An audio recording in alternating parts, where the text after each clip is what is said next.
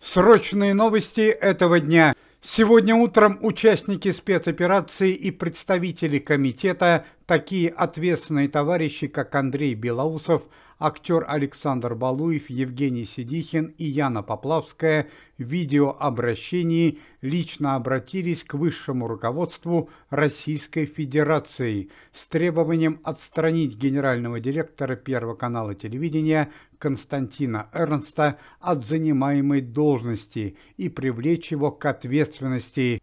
Причиной для столь чрезвычайного события стал вчерашний музыкальный праздничный концерт ко Дню защитника Отечества 23 февраля.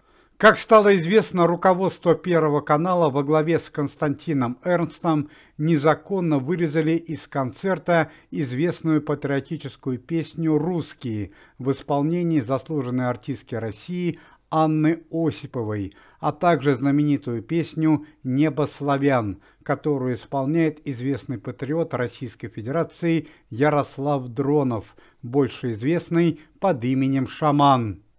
Участники СВО и представители комитета назвали данное событие не просто предательством, а настоящей диверсией по отношению не только к России, но и ко всему населению страны, а участники СВО и вовсе заявили, что готовы лично разобраться с Константином Эрнстом и привлечь его к ответственности. Команда Никиты Михалкова уже не раз арестовывала Константина Эрнста, однако всякий раз ему приходил на помощь его друг-товарищ Песков.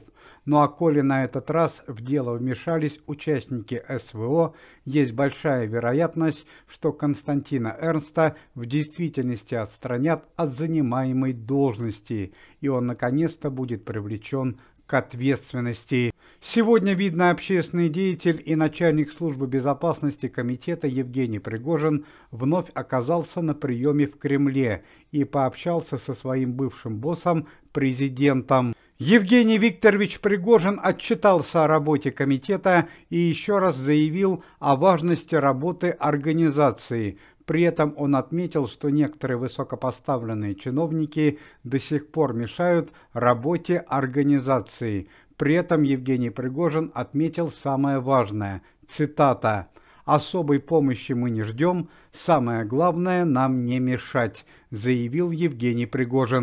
Тем зрителям, которые еще не знают о счастливом воскрешении Евгения Пригожина, мы бы хотели вкратце напомнить эту историю.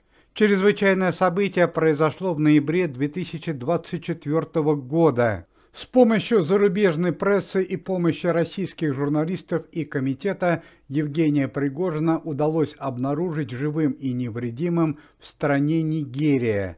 Оказалось, что Евгению Викторовичу при помощи двойников удалось спастись, и он оказался в стране Нигерия, где организовал свой бизнес и стал начальником службы охраны.